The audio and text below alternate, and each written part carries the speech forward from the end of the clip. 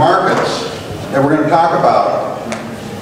I would mention, for those that are here, we hope that you have an opportunity to come tomorrow too, from 8 to 3. That's when we're going to do the crop side. And we've got some new tools and technology that you've never seen before that can be very, very beneficial to your operation. We can really get you on track with a definite plan of action to help you achieve the goals that you want to achieve. So one of the things that we want to do with Larry, and I'm really interested too, is I feel like we're sitting in time not knowing what's ahead of us when it comes to both weather and markets more than ever before. We're seeing a lot more fluctuation in weather, very dramatic events that are occurring around the country this last year. A lot of you dealt with the drought situation. Some of you came out better than others. But where are we headed in regard to that, and then how is that going to impact the markets? So we know how we should be marketing our grain moving forward into next year. So Larry will run until about 5 o'clock. Just some comments that were, some things that I highlighted out of this article I thought were rather interesting based on where we are in agriculture today and land values. Is strategy forward, is, you know, we got the risk and the uncertainty. The risk is we plant a crop, we don't know if it's going to rain. The uncertainty is what is the government going to do to us? We all remember the grain embargo of the Carter administration that threw everything upside down. And there's a lot of political unrest in the world today. So as we look forward to what we're doing in our operation, it really comes down to what can we control to create a more healthy environment for us and more certainty within our operation. And certainly we got to say that agriculture today is unpredictable and interconnected in that we don't know what's going to happen with the next oil embargo or the next war or the next terrorist attack. And we're interconnected in the world in a way that we've never been before. If something happens in Alberta, Minnesota, they can know about it in South Korea and China over the internet in an instant. And there's no secrets anymore with their ability to look at us from all angles above.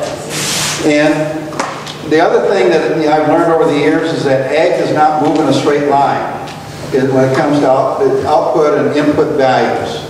And so sometimes they don't correlate. Remember, what, 2 years ago where fertilizer just took off on us? And, you know, and then it dropped real quick.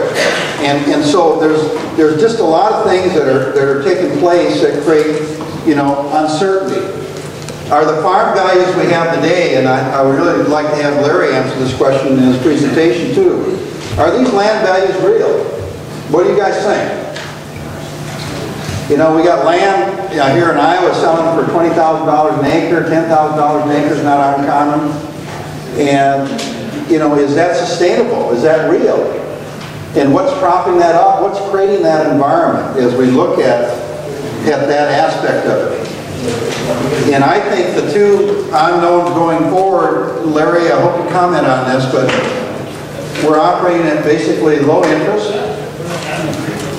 And what's driving all this to me is the corn and ethanol industry. And what if the government changes their mind about ethanol, which they could overnight? And what if the people in China and South America and around the world, the Asian countries, decide they don't want our corn and soybeans anymore because of what they've learned about it? Just what we talked about this morning, and the nutritional value and all the toxicity that's in the grains that we're producing. And then wanting to create health in their society as far as humans and the animal side. This thing can't be covered up very much longer. It's going to come out in a big way. And people are going to put demand on the grower in a way never before. But, you know, we must look at what we can control. And the article, I think I really identify with what he said. The future is more about bushels and quality than it is acres. And I would say probably all of you are farming land that you feel very comfortable with today. What if you could really leverage up the output that you're getting out of that? You know, if you're only producing 180 to less than 250 bushel an acre, you're leaving a lot of yield potential on the table. So what is it that you're doing that's not allowing you to reach that genetic potential? There's some cause there that's creating that.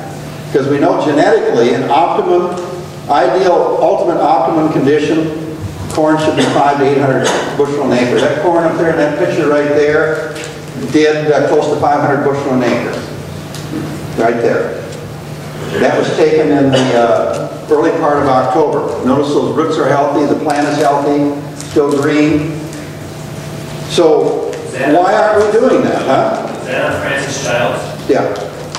So that was in the greenhouse? That was in a field. A non-irrigated field? Non-irrigated field.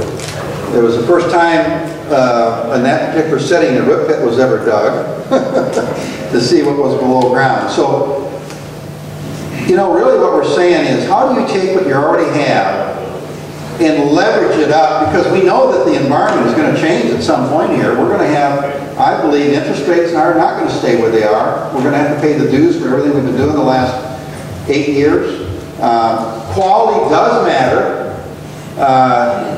Marlo can contest to that because he's a quality producer. And if he can get another 70 cents a bushel on his corn, on 200 bushel corn, that's a pretty good leverage up on his competition in the neighborhood or with the market. So what we're talking about here is how can we enhance and leverage the land you have and improve every acre instead of purchasing more acres. And when I traveled with Francis Childs and Ray Rossi, we often talked about, you know, farming vertically and instead of buying more land, but farm vertically and double the size of your farm. And so what is yield and production all driven on, and quality? It's driven on genetics, minerals, and microbes. It's as simple as that. And everything in life that we deal with is about minerals and microbes. And we don't think about that in the depth that we should as growers, in that we think NPK, maybe zinc, maybe we think about sulfur, and a lot of times that's about as far as we go. Well, why were all these things put on earth then? If they weren't needed, why are they here? Because I know that everything is here for a reason. And it's these little trace elements that we're learning now that are the keys that turn on the combine or the new tractor. And they're the keys that turn on the enzymes that build and tear things down. And Ken and I are going to talk a lot about this, especially tomorrow. But if you want to know why you're not getting good soybean yields, you need to look deeper into minerals and microbes, especially the mineral side. It's something as simple as moly, if it's missing, which is missing out of 9 out of 10 soil samples we pull, today doesn't have any moly in it. And moly, as Ken will tell you, is the key that turns on nitrogen efficiency.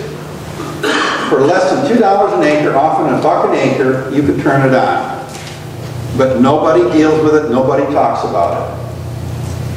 But it's there for a reason. And these are the potentials that we got in the crops. And Ken, you're in the wheat country. Does wheat have a potential of 800 bushel? I'll say. And how much do I have when I plant the seed? I got that potential there? Yeah, when you germinate your wheat seed in embryonic state, it's holding 100% of its potential kernels, which could be anywhere from 250 to 300 kernels per head. What you harvest is typically 35. So where did the other 200 plus go? You checked the gas tank all season and they kept kicking them off the bus, right? Right at fooding, started to abort the florets, and by flowering, by the time it pollinates, you've lost them, it's done. So you got to set it all in there before. But these plants have incredible yield potential. We're losing it early. Here's a problem I see in agriculture today, is we're all trying to farm up here with technology, and we forgot about what's important down here. So we're trying to build a farming operation and building on a weak foundation. Does that work? No. You're always on quicksand. And it's about, when you look at the impact of minerals, and we talked about this morning. What increases your efficiency of water, Len? We talked about it. How do I increase the efficiency of my water? The amount of water needed to raise my crop. Can I impact that as a grower? Is water critical going into next year? Did anybody look at fields this summer that stayed green longer than others?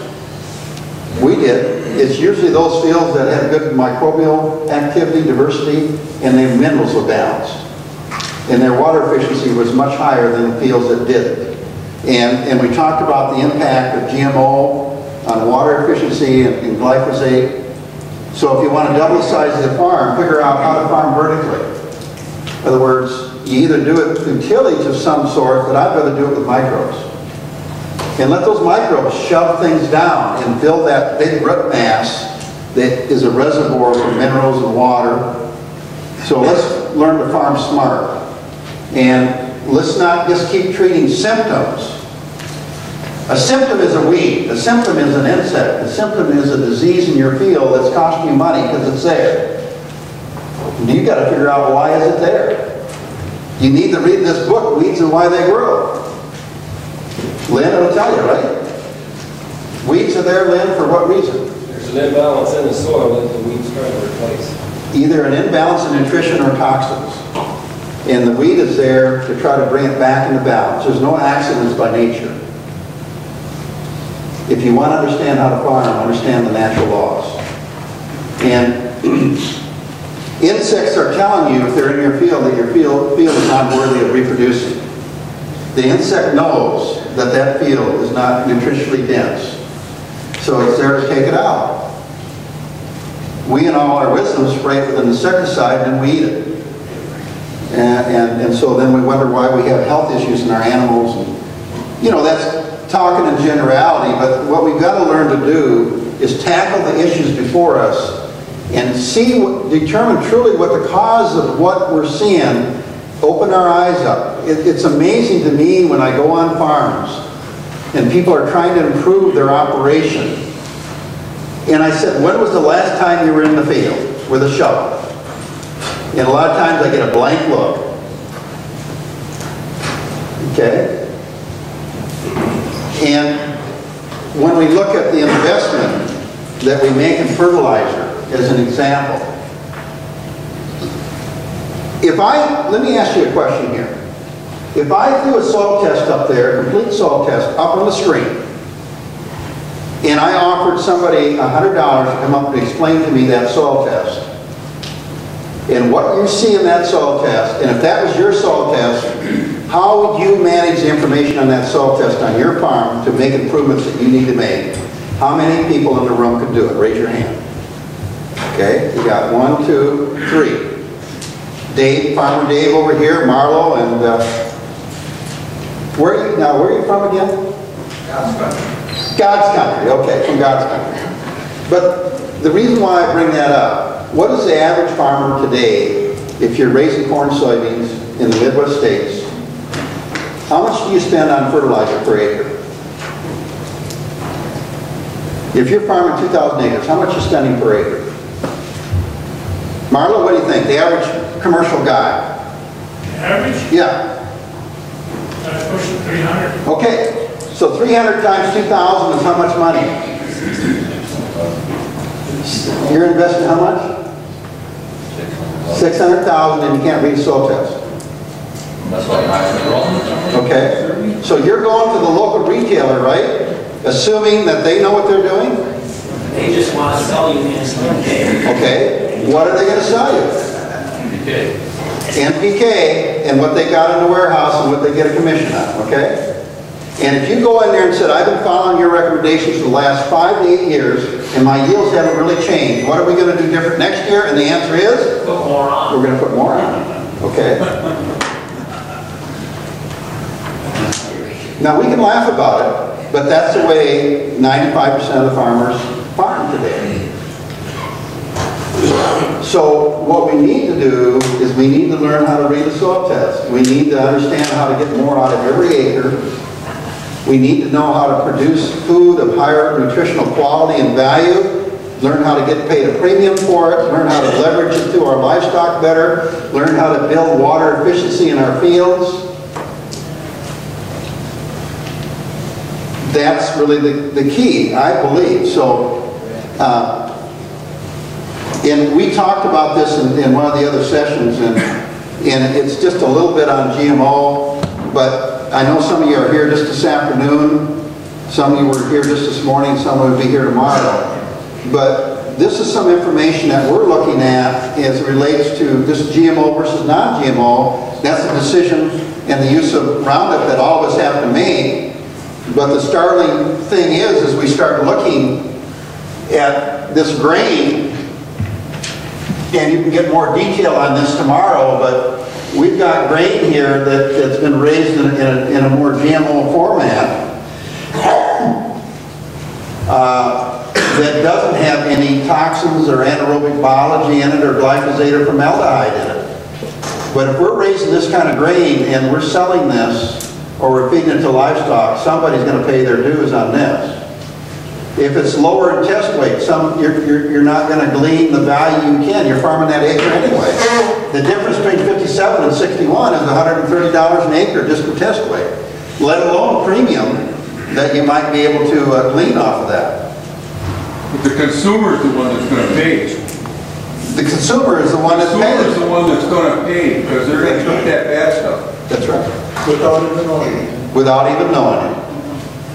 Because we're not willing to read and educate ourselves of what's really going on in our environment. In health, if you want to be healthy, it's about minerals and microbes. We talked about that. Your gut has to have the right microflora in it. You have to eat the right food. And the more I learn about ag and how these hogs and chickens are raised, the less I want to eat of it. That's why we personally raise grass-fed beef and buffalo. I've got a 2,800-pound buffalo bull going to market Monday. Richard, come out and help me. We got to lasso it and get in the trailer, okay?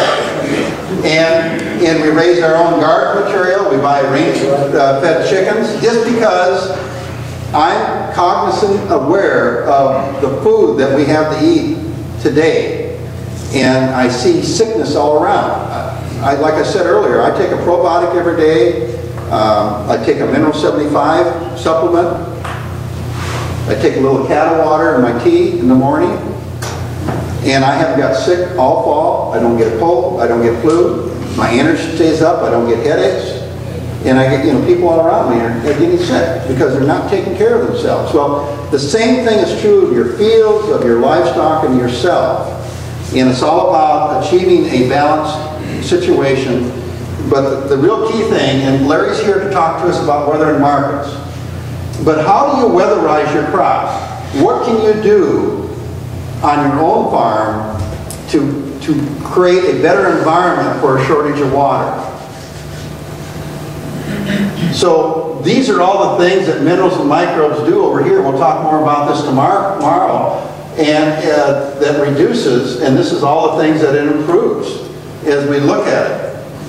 So we have the Crop Advantage Plus program, and our challenge to you is, I feel very confident with the work we're doing here and with Kim's support, there's no reason we can't get you another 20 to 50 bushel increased corn the first year, and 8 to 15 bushels in soybeans. I mean, that I feel very confident in if you will follow the strategy. And the way we're doing that is we do it with a complete soil analysis.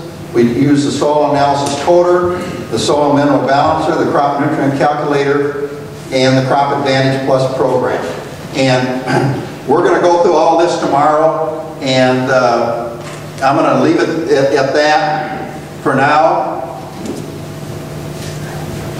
But these are all tools that we have available to basically take the uncertainty out of your operation. And also we're implementing WebEx meetings where we can have you sit right in your office or in your home, and we can connect you through the internet. You can see us, we can see you, and we can actually analyze your soils right over the internet. So with that, Larry is from Polo, Illinois, and he's a climatologist and a weather person. He studies thousands of cycles. He's got a pedigree that's this long in the work that he's done with people over the last years. He's got a newsletter that you can tap into and an information network as it relates to weather and markets. And Landry, where's Landry at? We were talking last night at dinner. He's been pretty accurate the last couple of years, hasn't he? Yeah, but I do have a question for you. You got a question? Yeah, it's been accurate. Yeah. So, Larry, why don't you go ahead and the rest of the day is yours, okay?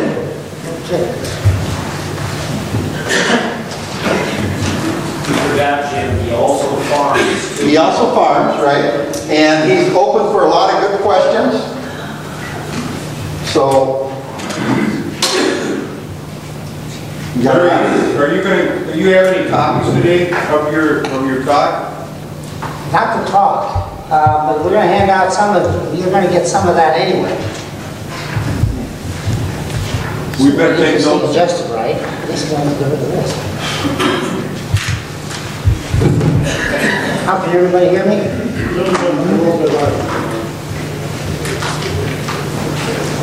How about this? It's better? if you can't hear, let us know. Yeah, let us know right away. We can turn it up or adjust the mic. Okay. You want me to hand these out? Go ahead. Go ahead. Okay, thank you for having me up here, Dr. Radley. I appreciate being here. Even though I kind of blew in yesterday, I blew out. Since I had a very strong wind down where I was, the weather station recorded 50-mile-an-hour gusts. So that's quite a bit. Now the handout we're giving today is everybody should have one because we're going to use it in part of the presentation. And you'll also be able to write some notes if you wish. So we're going to be looking at weather basically around the world initially. And how many people here know that Moscow's got 7 feet of snow on the ground right now? You think you got it bad? Italy just had another major snowstorm yesterday and last night. So Venice is totally tied up. They don't have anything going on. We'll cover that in a little bit. But this is some of the stuff that we're going to be looking at. Let me off my main slide to start with. I'll get it.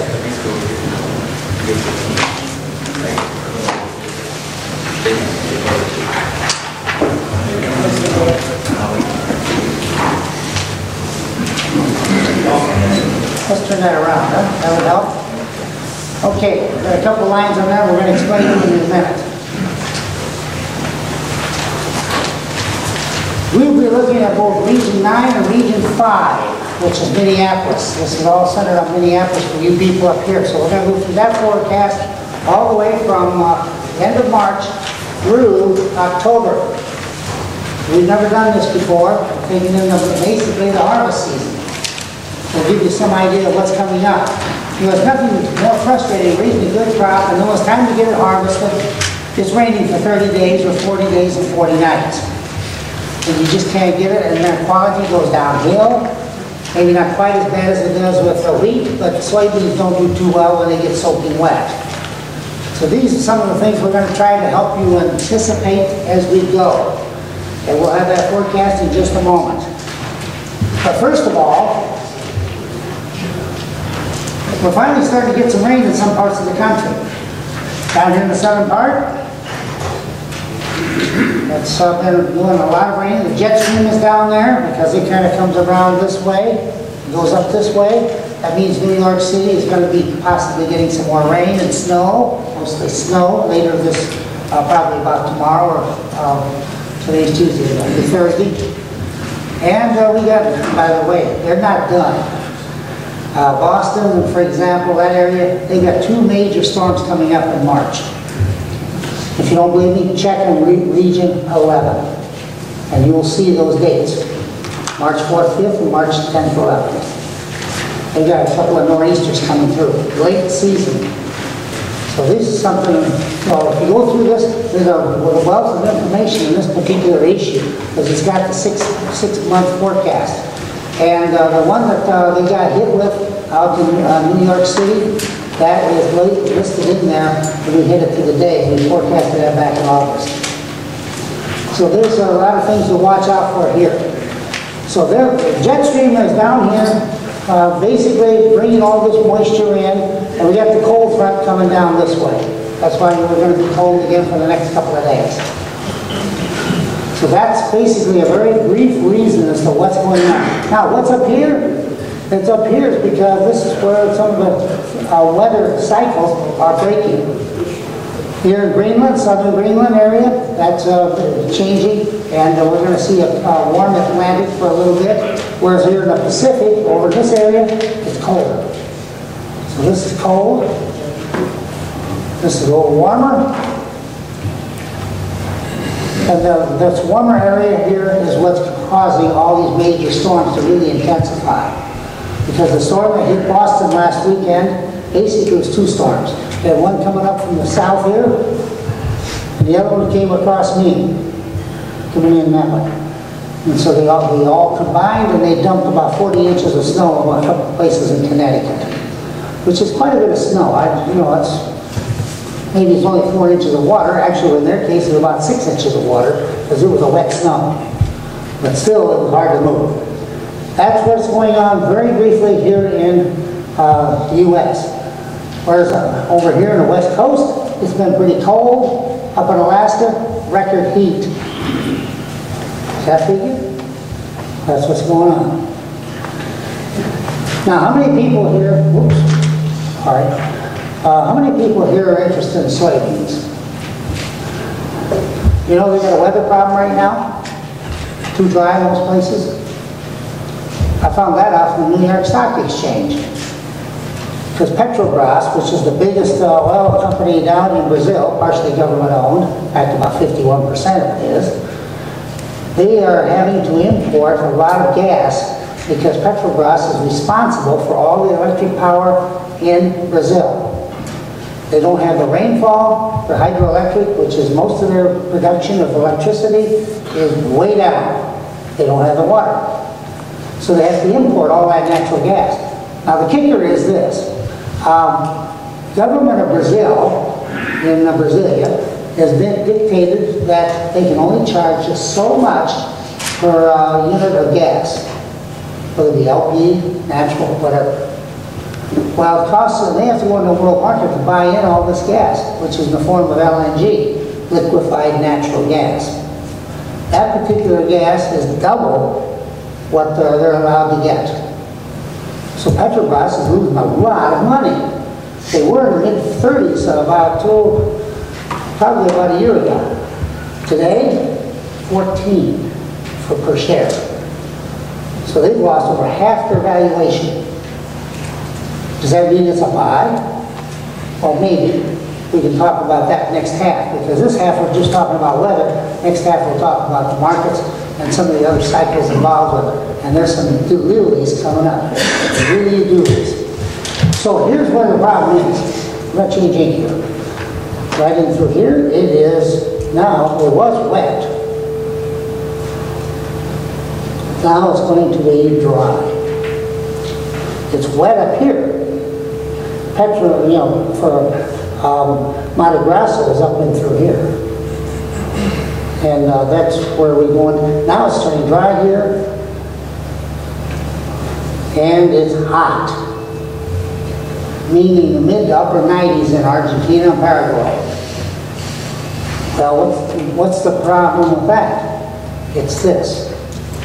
They've got determinate type soybeans. Ours are indeterminate. They bloom over a long period of time, like about 6 weeks. Theirs blooms in about 7 to 10 days. If they don't get the rainfall when they need it, when the beans are blooming, they're done. Because they won't have another flush of flowers coming on. So this means that they will have no crop. I don't care how much rain they get after that. But as of January 18th, it started turning hot and dry on much of the area that produces soybeans, and it will last until March 3rd. So this means that they may be able to do some harvesting, but up in here where it's wet, that's the first to mature because that's closest to the equator, which is running across right across here. But I think that someone emailed that Brazil has a record soybean crop. Who says that? 1 second. USDA? Don't worry about that. They don't know what they're doing. we're looking for, Argentina is going to be actually a key. Argentina is going to be down quite a bit because it's hot and dry right in here. It's very, from about here all the way down. That's part of our key part for corn and soybeans. And the temperature yesterday, and when I checked on it before I came up here, the day before there, they had, was it one place right here? So then, yeah, right in through here, 98, converted over from Celsius. Well, 98 degrees is kind of warm, and they don't have the rainfall either. So they're dry and hot. Now, the USDA, I don't want to get over on this, on that too much, but let me mention one thing. They've set their yields, and they're going to leave them there until the crop comes in, and they have to adjust it. Did you ever hear of a government bureaucrat admit they're wrong? If you do, let me know, and I'll try to, record that. But I think they're definitely wrong for Argentina. Even Dr. Mark Tunnenair says that Argentina's crop, which USDA says around 27, 28 million tons for beans, he doesn't think it's going to be over 22. And that's right now. Remember, this is February. But this is one thing is driving the markets, which we'll talk about the next half. So this is a real interesting situation. Now, there's one other one that all of a sudden has come up again that nobody's talking about. How about this thing called El Nino? Everybody has been saying, well, it's dead. Well, it was dead for a while, pretty much. The last 2 weeks it's flared up. That's changing the picture down here. So the El Nino, we're going to have to watch it because eventually it's going to go back to La Nina in time for next year. So 2014 is going to have a La Nina coming out. So we'll watch this, and of course down here it's very cold and windy. Record cold down here in the Tierra del Fuego,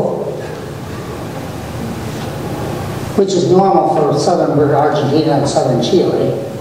So that's something we'll be keeping an eye on too, because this is going to move north. We could have a frost up here in coffee country next month, or next summer. Our summer, their winter. So this is something we're going to be keeping an eye on too. If you have any idea how much money you can make in a coffee market if you know a frost is coming, oh my, it's a big market. Now around the world, we'll take a brief look at it and then we'll start putting all you guys to work out there, and gals. Of course, we already talked about that, so we won't talk about this anymore. We're going to change pens again. Remember I was saying Moscow had 7 feet of snow on the ground as of the day before yesterday? Moscow was over in here, in this area. In December, they had record cold. They hadn't been that cold since Napoleon invaded them. That was back in 1813, 1812, 1813. How cold did it get? Well, right outside of Moscow, there's one town that recorded, converted over from Celsius, 58 degrees below zero. Hello. I think we lost it. Hello? Anybody know what happened? Okay. Back on now. Now we'll try it again? Okay. 58 degrees below zero outside of Moscow. This is really weird. I don't know, maybe I'll let it up. Let's put this other sign.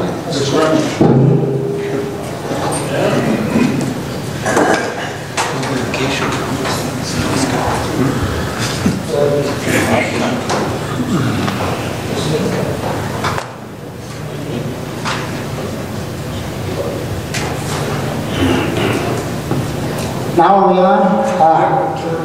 Now we have to turn it down. Well, we'll fix that. Is that better? Get that out of there. Get that all wrapped up.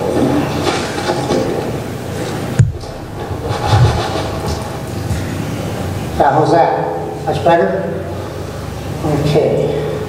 Sorry for the interruption there.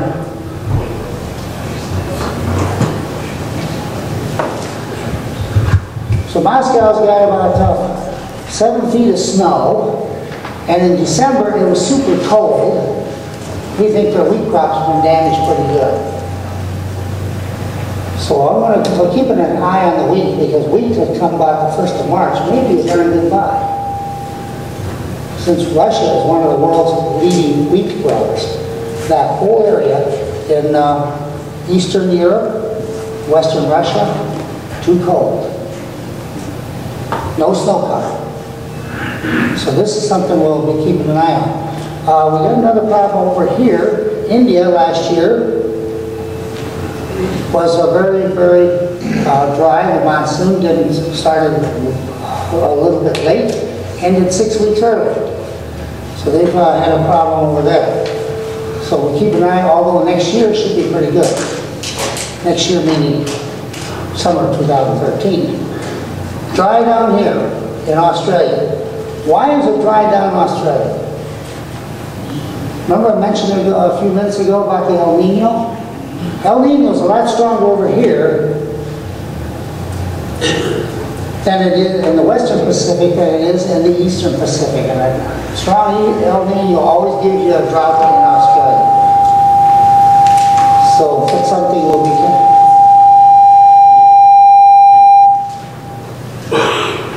must be drawing a lot of current today. We'll have to do this. But this is something we'll keep an eye on, and that goes there. China is your big question mark. China. Keep an eye on China. USDA says they got 208 million metric tons of corn. Don't you believe it? If they have, they've probably got at least 30 million metric tons less than that. And maybe a whole lot, maybe even less than that. The Chinese are notorious for putting out bad numbers because they're trying to make themselves look good. After all, it is a communist society and they want everybody to keep calm. They don't need a riot, like a food riot. Those are dangerous. Look at Arab Spring. Several people lost their jobs in that, like Mubarak and a few others. So this is something that they're watching very closely. Now, let's come to think of it, are our numbers right for corn? I'll tell you, there is no corn for sale in my area. There hasn't been for a month. And usually we don't have we're so many cents under the March contract at this time of year. Not so today.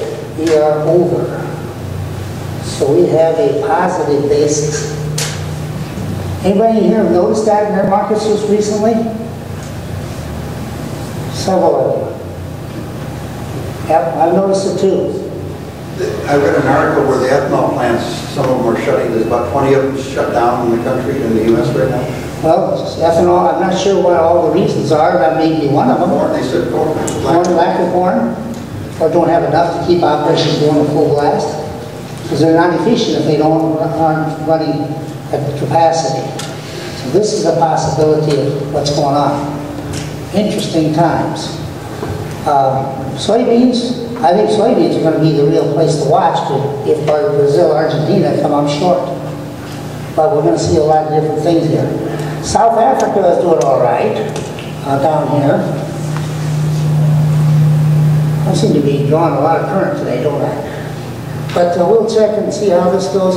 I'm putting a question mark on China. Because I do think we're going to have to keep a very close eye on it. Since I've got satellite coverage on it 24/7, and I can watch it to the day when they talk about having rain, I'll just check in and see if there's any clouds in the sky. That's where you find a lot of interesting things happen. So we'll see what happens on this. Larry, got a question back here. Yeah, I'm sorry, I didn't see it. Can't. What effect is those volcanoes going off in Siberia going to have? What does affect the volcanoes? There's 4 of them now going off in Siberia. Right over here, Kamchatka Peninsula. By the way, we got 3 of them in Alaska, too. Did you know that? I just heard about 4 in Siberia. Yeah, the ones in Alaska are over here, the Aleutian Islands. Cleveland's one of them, Mount Cleveland. Here's the thing about these volcanoes over in Kamchatka are pretty high up. So they get a good eruption. They can blow that into the stratosphere, which is going to affect our weather down the road. Just how much is up there, I don't know, but they keep erupting. It's going to put a bunch up there. That could change us, especially by summer. What year was the mini ice age we had? That was it. Mini ice age, Mount Pinatubo? 1813 when that island blew. Oh, you're talking about Tambora. That's in Indonesia. That was down here. 1815 and then 1816 was a year without a summer, where they had a killing frost in Des Moines on the 4th of July. Hey, that would get somebody's attention, wouldn't it? Yeah, they had a killing frost every month of the year that year. So that would kind of ruin a corn crop real fast. Even soybeans, they're more temperature sensitive than the corn. So this is, yeah, this. And by the way, the cycles for that are coming up, 2018. So there are going to be some very interesting things coming on volcanoes, which I don't spend a whole lot of time on because every volcano has its own set of cycles. And there's 7,000 of them in the world. Part of them are basically dormant.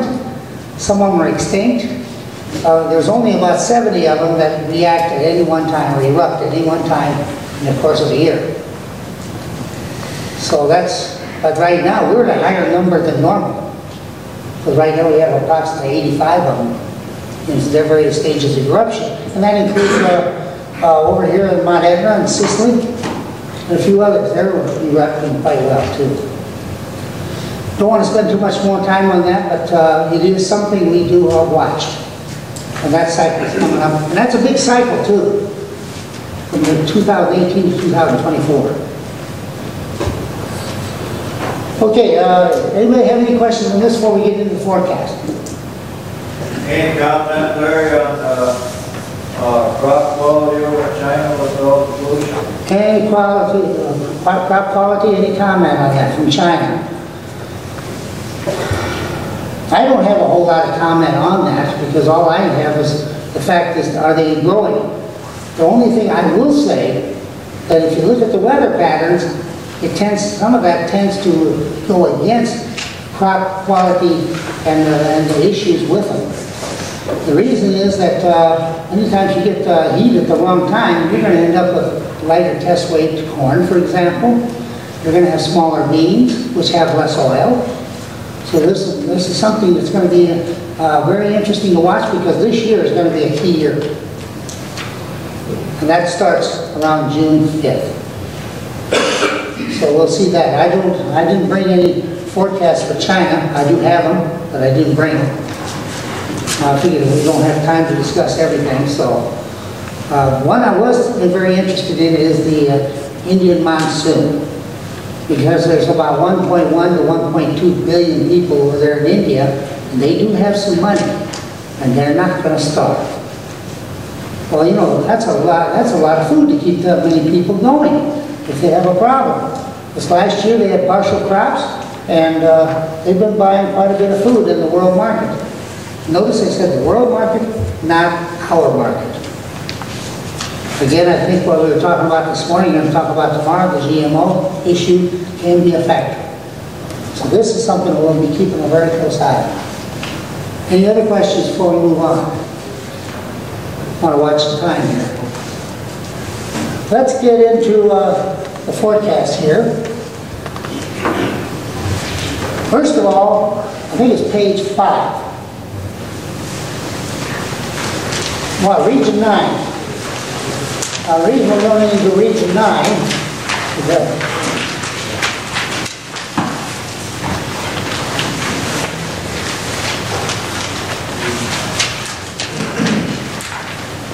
Page 5 and page 6. Rockford, Peoria. I use that as a central part for the Farm Belt. And much of this has already passed. For example, here we had some colder air, and some of it was warmer and some of it was colder. Here's what we want to talk about, from January into February, mostly February. You've got that down there at the bottom. I'll be on page 6. In fact, it'll be at the top of page 6. Yeah, top of page 6. You got it covered right here.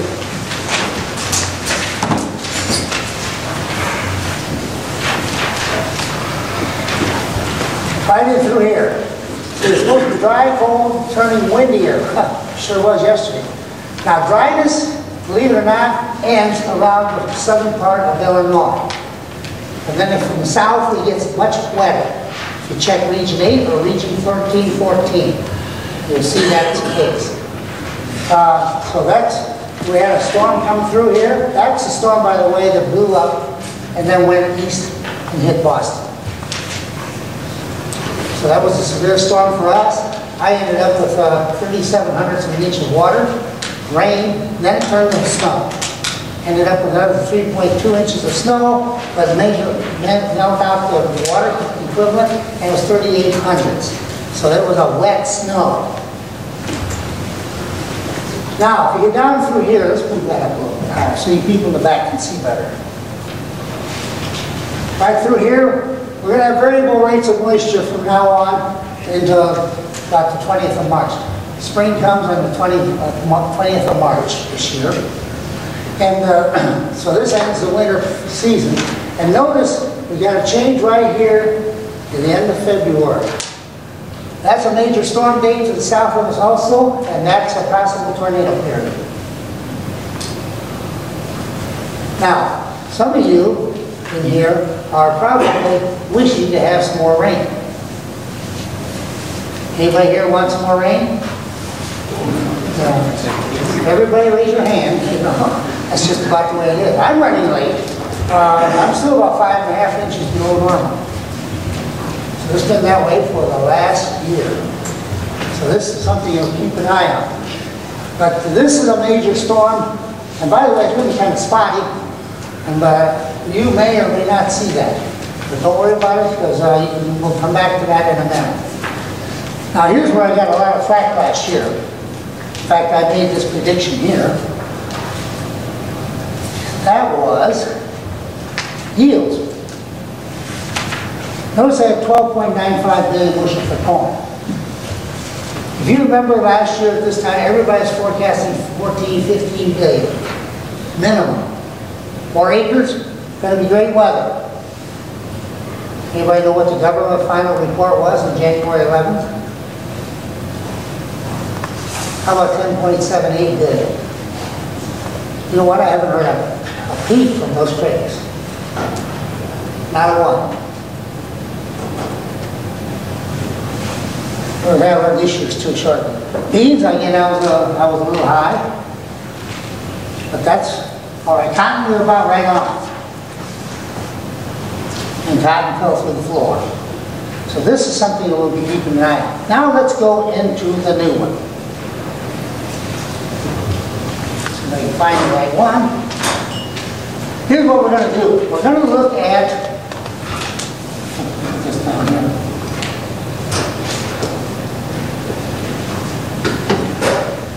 We're going to look at the season for the central U.S. Then we're going to come back and talk about yours. How many people here are actually quite a ways south of here? I know we got a few of you. Okay, so you want to pay particular attention to this one. Now we're going to start here on the 27th of March.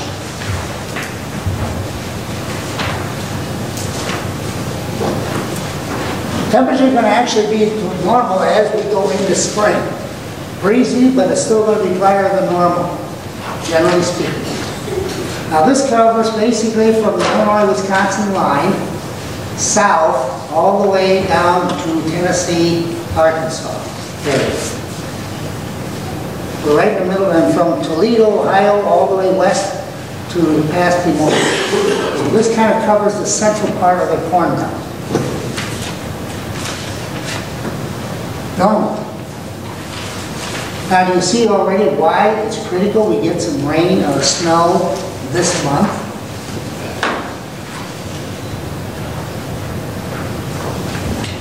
Let's go on through the next one. 4th and 10th of April to the 2nd of May. That's about a 3-week period. It's dry, a little cooler than normal. I can focus right.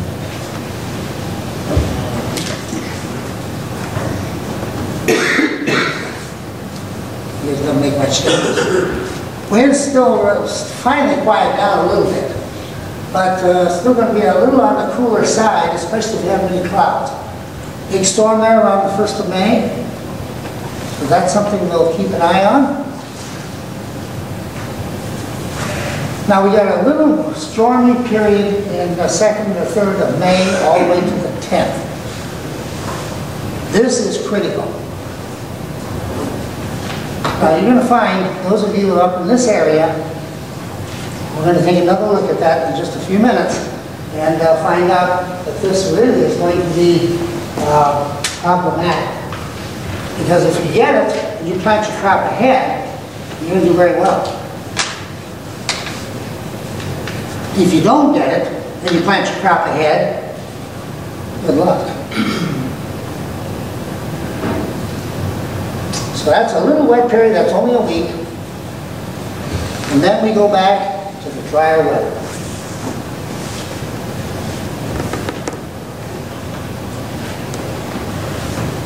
Right there is a key time. This, we're going to find out next session. This is a critical date, right in here. Critical for the markets as well as weather. So we got several really key dates. You only see maybe 8 or 10 of them in a century. And this happens to be one of them, right here. So do pay attention to that one. Okay? Then we have a very long period. It's a little bit wetter than normal. Hey, by the time we get some rain. But here, windy. Temperatures about normal, partly because of the clouds. Clouds keep things a little cooler. 2 rain dates in there in the 6-week period. 19th to the 21st of June, which is the first day of summer. And the 14th to the 16th of July, which ends this period. This period is going to go out with a bang. By the way, that's a potential tornado period for us. Then we go down to 16th of July to the 6th of August. There we're talking about almost another 3 weeks. A dry period, breezy, a little warmer than normal. But notice something. No storms. Windy, no rain. Not a good combination, folks, when the corn is pollinating or finishing pollinating and beans are blooming. Not good.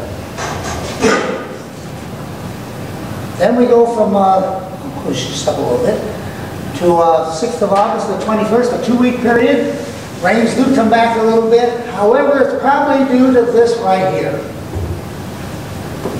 That, folks, it doesn't show up here in this whole thing when you take a look at it from complete. But that is a key date also for rains. If you don't get the rain there, folks, you're done. You're going to be hurting bad. Better have insurance. Then we get into September. We're back to dry. Winds are normal. Temperatures are basically normal, just probably a little better than normal. And we got a possible storm date in here at the end of August. Possible. But it may or may not occur.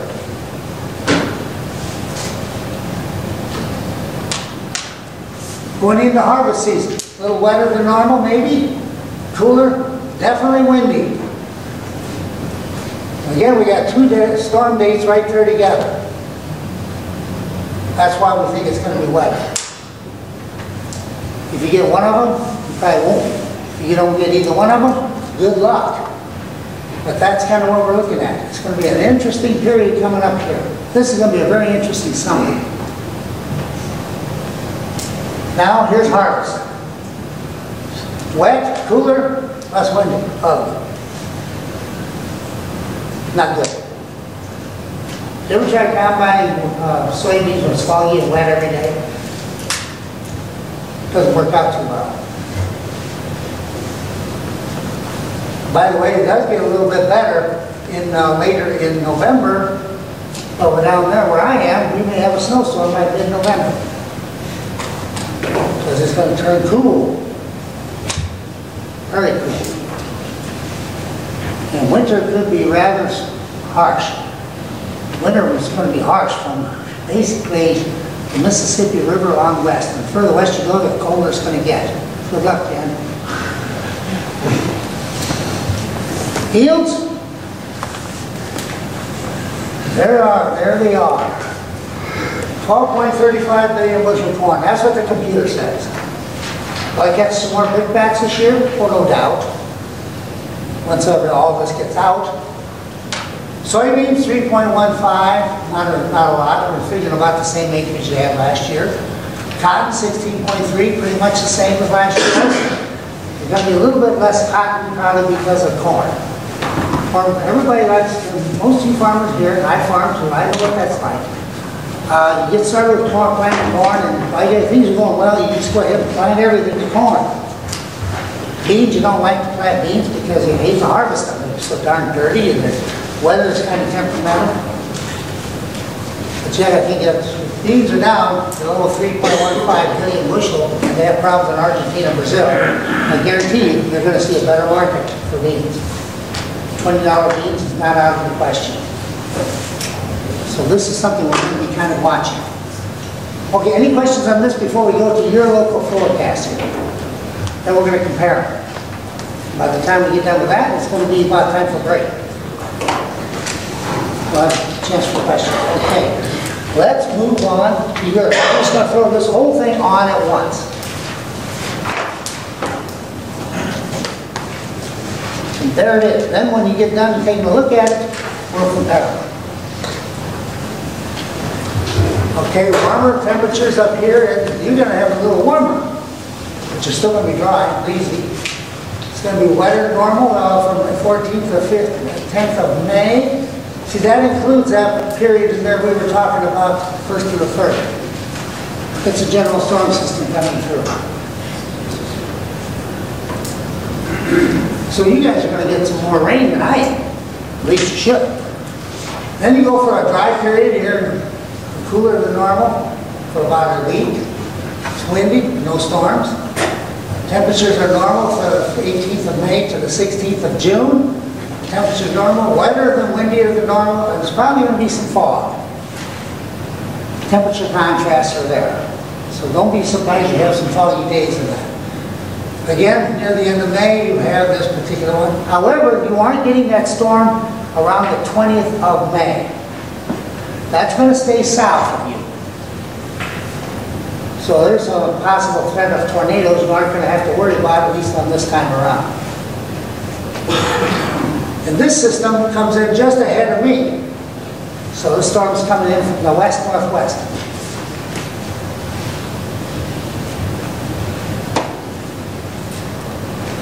It's going to be wet too in there. Okay, up here, wetter and cooler than normal in July. Fog again. You guys are going to have a lot of fog up here. Or heavy humidities, heavy dews. Because you're further north. And part of the reason is because the cold air in Canada, which is up there right now, it's as low as 35 below zero near Hudson Bay, is going to linger. And that's going to take all the way into June to get it kind of warmed up. So wetter and cooler than normal from June 16th to 8th of July. Then you got some more wetter than normal temperatures, cooler than normal, from all the way into August. Then you've got the same heat I have in August. Drier and warmer than normal. So that all goes to Labor Day, 5th of September. And you've got two big storm periods right here. But notice here, even though it's wet in July and into August, there's no major storm dates. Which means that the computer doesn't really tell the difference between fog and storms, or moisture content. So don't be surprised, you're going to have a lot of fog and heavy dews this coming summer. Normal rain all the way in September, cooler and windier than normal. Again, no major storms. You don't have a lot of storms. When you get them, you're going to have some real interesting situations. And then this is one a lot of you are interested in. Harvest season all the way into November. Wetter, cooler, less windy. Mid-November snowstorm possible. Those dates are going to be the 13th and the 14th. So what you want to do is you want to get all your beans, corn, and everything harvested in 2 weeks. If you're farming 10,000 acres, good luck.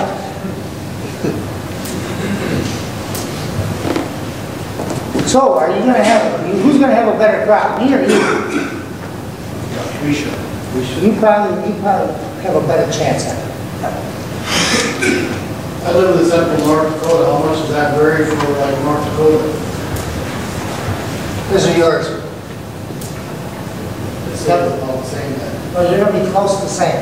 This is good through farming. And I'm 120. That's good for a 300-mile radius. So yeah, if not, you go to Region 4, which is Montana. So that's western North Dakota to cover that. But no, this is what it is. I think you guys are going to do better than I am. Somebody else being equal. Now let's compare. Let's put it over here.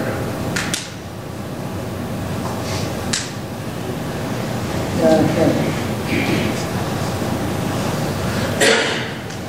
It's kind of hard to do this way, but just give you a quick one right here. Again, this is my area here, Central, this is yours. And you can see, I'm trying to match them up as much as you can. We're definitely going to be drier. I don't mean to be rude, Larry, but we're forecasting here 6 months into the. Larry, doesn't NASA and NOAA both use you? Oh yeah, I'm a consultant for them. So you're They're trying to upgrade some of this stuff a little bit. So in fact, I got to talk to NASA next week. I got FEMA next week also.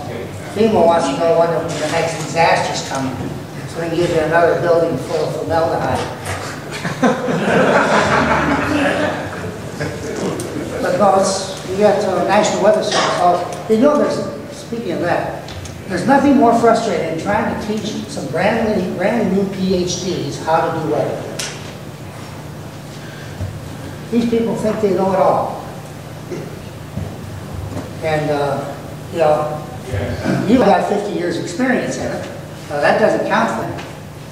They got their PhD. You don't have one. Well, I'm close to it. If I finish up my dissertation in Madison, I'll be competing against them. But whether I get that, I doubt it's a lot of work. And ask Dr. Jim, he knows. So this is something that really we're kind of watching.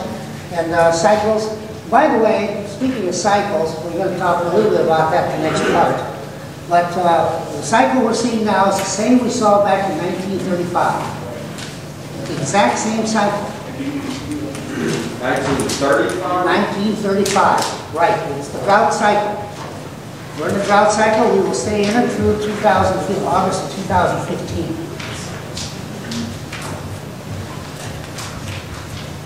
Last year was 34.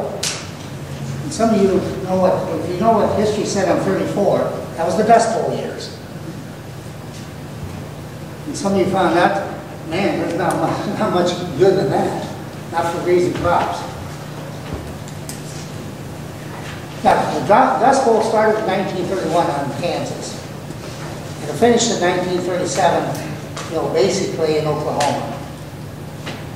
But in Colorado. Didn't you say the dry weather they were getting was something to do with a system over in Alaska? Nino or something? Well, El Nino is off the coast of Peru and Ecuador. Yeah. Now, there's a bunch of other things. Northern Pacific decadence That's another cycle. There's just to give you some idea, talk about this. I've got 6,800 plus cycles in the computer right now. And they range from 2.5 hours to 510 years. So when you figure out these forecasts, you have to run those through twice for every day that we're counting. For each quarter, which is 3 months, that's 91 days. So that means there's a lot of computing power. 68, well, do the math. Let's say use 7,000, because it's pretty close to what it is. 7,000 times 2 is what? 14,000 per day. Times 91. Anybody get a calculator? And then that's for each region. You've got 15 regions in that handout you got. Then I cover the world too. So, you know, it gets to be quite an onerous thing. If I had my hand calculator, I could tell you what tomorrow's weather is going to be like 3 years from now.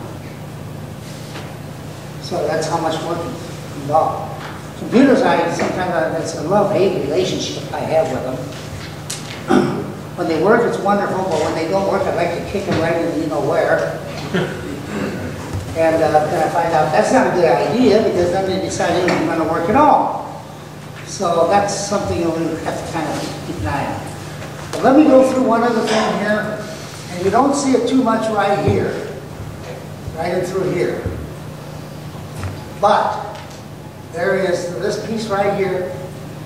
Expect dry weather from about the 16th of July, or maybe a little before, all the way down to the 5th of September. That's for the central and southern U.S.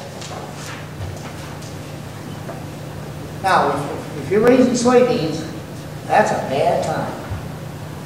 Because they're finishing flowering and they're killing pods. And you know, if you don't have a wet August in soybeans, at least in my area, and it's probably true up here too, dry August means dry yields. Fewer beans, smaller beans, lower oil content, so on. Okay, we got them up here. I know it's kind of hard to see that, but anybody have any questions on this right now? What about frost? I'm sorry. I'll come to you next. General prediction, bottom line, in terms of what your thoughts is in terms of rainfall Rainfall. For this year then? For you or for, now where are you from? Wisconsin. Wisconsin.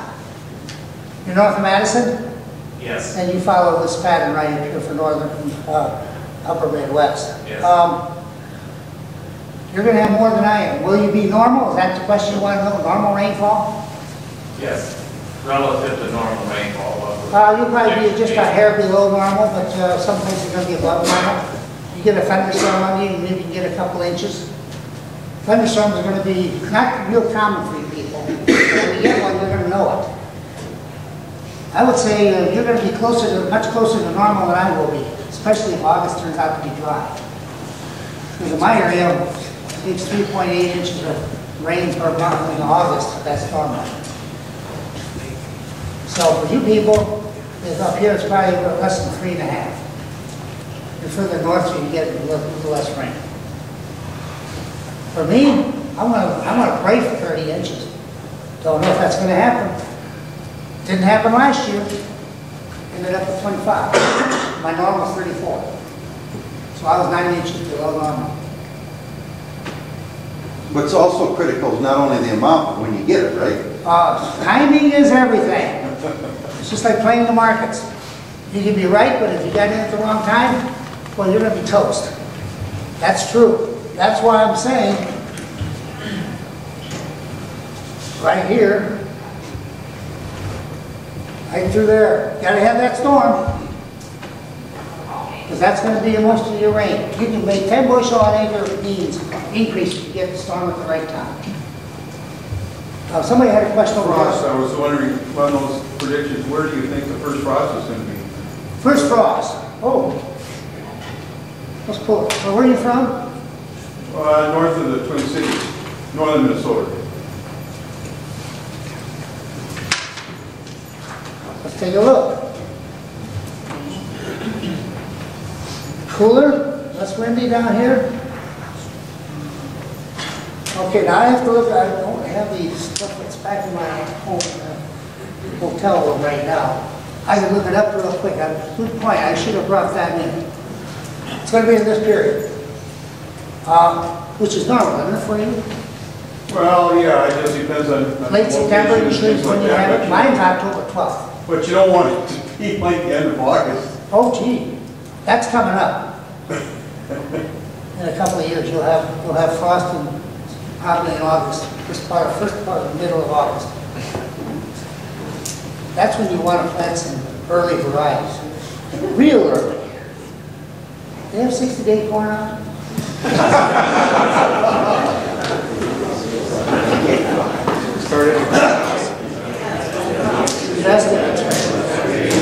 Tell your plant breeder to get to work, you know. Because there's going to be times coming up, we'll see that in just a minute. But we're going to have a couple of years when you won't have any crops at all, basically. You know this in advance, you have any idea how much that's worth? Knowing this? You can make an absolute fortune. Go to Chicago and buy up everything you got. About 3 months before it starts happening. And if you can't afford the futures, buy options, especially calls. You have a question back here? What do you anticipate next year, Larry, as far as these rain events? Are they going to be isolated? Are they going to be... Okay, they're general versus spot. Is that what you're talking about? Yeah. Okay, let's take yours up because you're in upper Midwest. Most of these are going to be, this is going to be more of a general. But on the other hand, you're going to have some pretty spotty stuff. Now that doesn't mean that you can't have other storms in here that are not listed. These are the potential severe storms. You'll have a lot of storms that are going to be planked, isolated, or they're going to be very light. Some of them are going to be maybe just drop a few sprinkles. Those are the ones that drive you nuts. You see this nice big storm developing, you think, I'm finally going to get some rain. You go outside in a little bit after it's blowing over and you don't even have enough to wet the sidewalk. Those are the frustrating ones. But you're going to have, this one should be all right, this one should be okay, and you're going to probably, these down here are questionable. But this one definitely should happen. And this may kick off your wet fall right here. Many times you have a severe storm date, that changes your cycle. There's a cycle change. There happens to be one here. There's also one for, I don't have it on here, but there is some storm cycles. And you get down to the Gulf Coast. They've got a lot of them, and that means probably a hurricane. Now, we haven't done the hurricanes yet. That takes about 21 million calculations to figure out the hurricane season. So that's quite a bit of work. That takes me about a week to figure all that out. Larry, be better off planning earlier than normal this year? I'm sorry? Be better off planning earlier than normal this year? Oh, okay. Let's bring that up. Planting season. Let's start with the central U.S.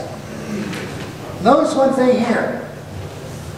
Even though we're going to have, it doesn't look too bad right here, there's a storm period in here that maybe will happen. You're going to be in the north end of it, up here. Down in my area, and down towards Missouri and that area, they should have a storm come through. That's possibly a tornado. But notice this too, it's drier again, and then it'll turn wet in the end of May into the middle of July. Now, what does that mean? Well, this is a spotty period right here. Spotty rain. So that means to me that you're going to need, probably, it may pay you to wait and not plant quite so early down there until, so you can catch this right here. This period was wet, so everything gets going. Everybody's farmed for 20 years knows how frustrating it is to plant your soybeans in the ground and they lay in the ground for 3 weeks because there's no moisture to germinate them.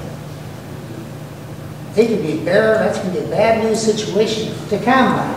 Some of them are long ripe and the others are green yet. They had that last year in my own land. So this is something that we kind of watch for this very closely. Now, if you get the crops going here, Now we got another problem down here. It's going to be wet harvest season. Now, I'm not going to give you specific advice for each one of you because each one of you have a different situation. But down in my area, that is something we got to watch closely. Now let's come back to you guys up here north. You're going to have more rain than I am, generally speaking. Are you going to have any hot weather? Yeah, August, right in through here. In fact, that should be the hottest month of the year. August, especially from the 6th to the 21st. Down in my area, it should be well into the 90s. Last year, July was the hot one. July 5th, we were at 100, and July 7th, at 102. First time I've broken 100 degrees since 1988. But the problem with this was, the National Weather Service says, well, it was hotter than that. Look at Rockford. On the day I had 100, they had 104. And the day that I had 102, they had 106. And they had 9 days of 100 or more. Question. Where was our weather station located? It was right near the end of a runway at the Greater Rockford Airport in southwestern part of town. Yeah, it was surrounded by concrete on 3 sides. I'm going to be writing up a research party because NASA's asked me about that. And my contention is this. Most of the weather stations are reading now, including O'Hare, are at the wrong place. Another culprit is the Greater Rockford Airport, or Greater Airport in Springfield, Illinois. I know where that is too. Hangar's right nearby. Aircraft hangar. So there's a lot of heat that's radiant. And as well as many of you know, blacktop and concrete, once they get warmed up, they stay warm. And it doesn't take a lot to keep them warm either. So this is something to kind of keep an eye on. I do think that if they're going to have credible stuff, then they're going to have to check about reevaluating and relocating some of these stations, reporting stations. My station where I've got right now, my great-granddad started back in 1883. It's the oldest weather station in the state of Illinois that has not moved and is still moving, still working. So I'm out in the middle of nowhere. I mean, you guys know what that means. Closest town to me is about 4.5 miles away. Closest highway is a mile away. So am I going to have that radiant heat? Most likely not. So this is going to be this is going to be a bone of contention. Now, here's the side effect that affects everybody here. If they're using Rockford Airport's stations that are 3 to 4 degrees warmer than mine, and I should be the warmer one of the two because I'm further south. Mine's cooler. What do you think all these environmentalists are basing all their global warming and weather change on? Blacktop. Yeah, concrete. That's the new normal, I guess.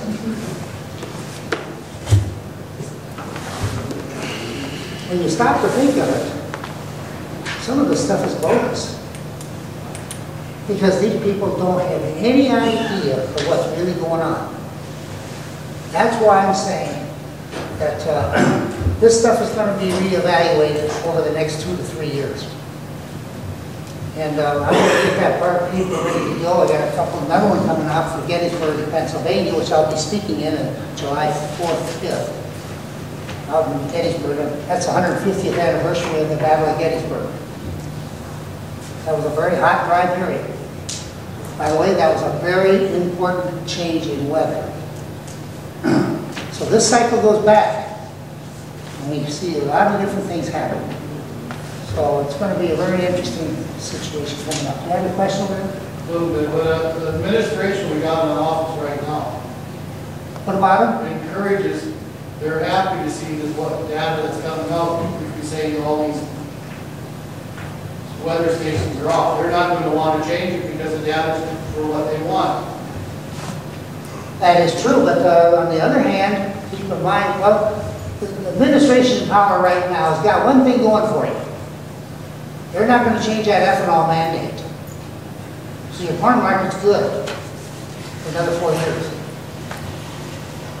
But then after that, I'm not betting any money on it.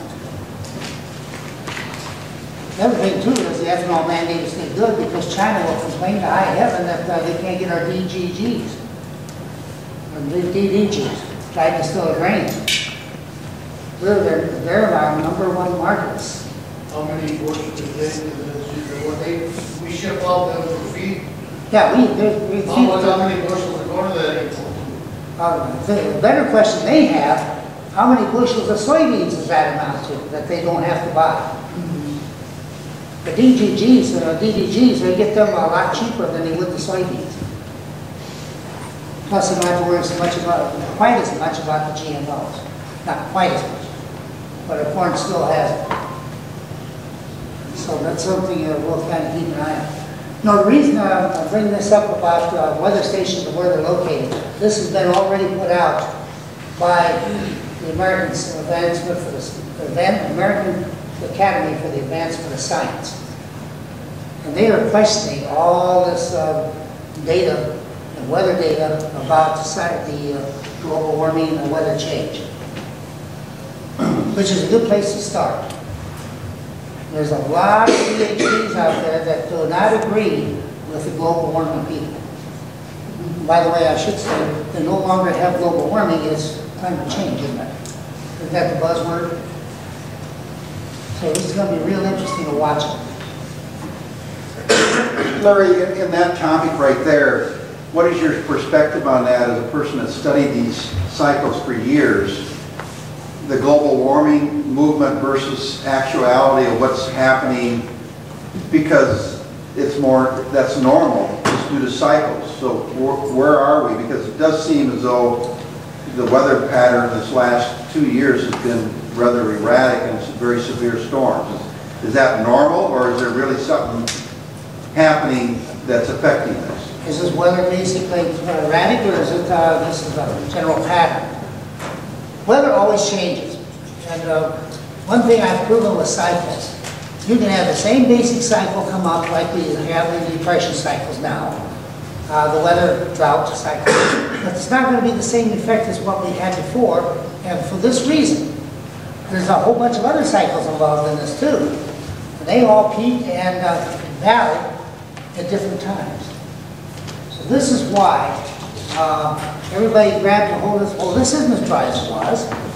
So obviously we're changing the climate. You bet we're changing the climate. We've got different cycles. And there's a lot more cycles out there than what I've got. I just haven't been able to prove it. That's a lot of work proving them. That's most of my life's work. Really. So this is something we'll be keeping an eye on.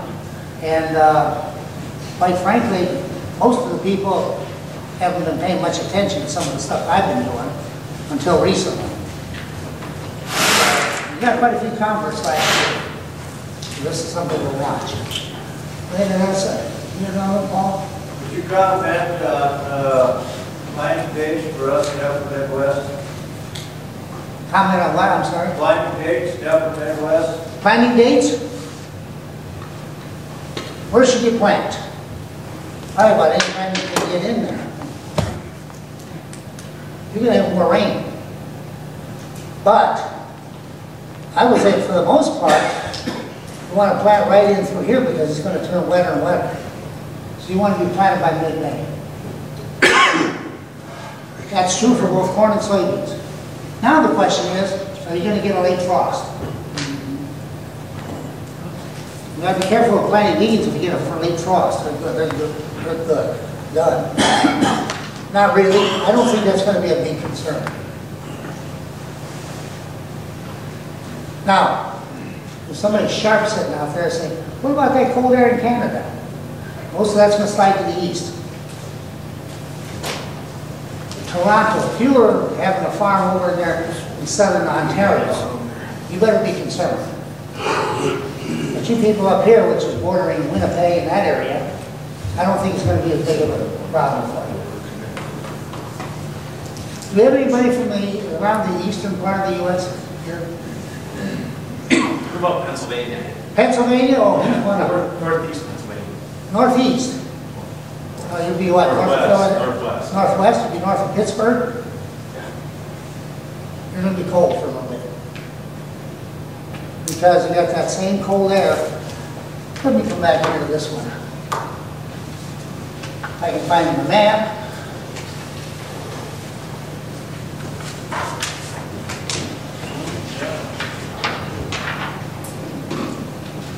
Here's what's going on. I got blue, so this is good. Cold up here, it's coming around this way. Okay? That's your jet flow. Notice that you're over here, here's Minneapolis.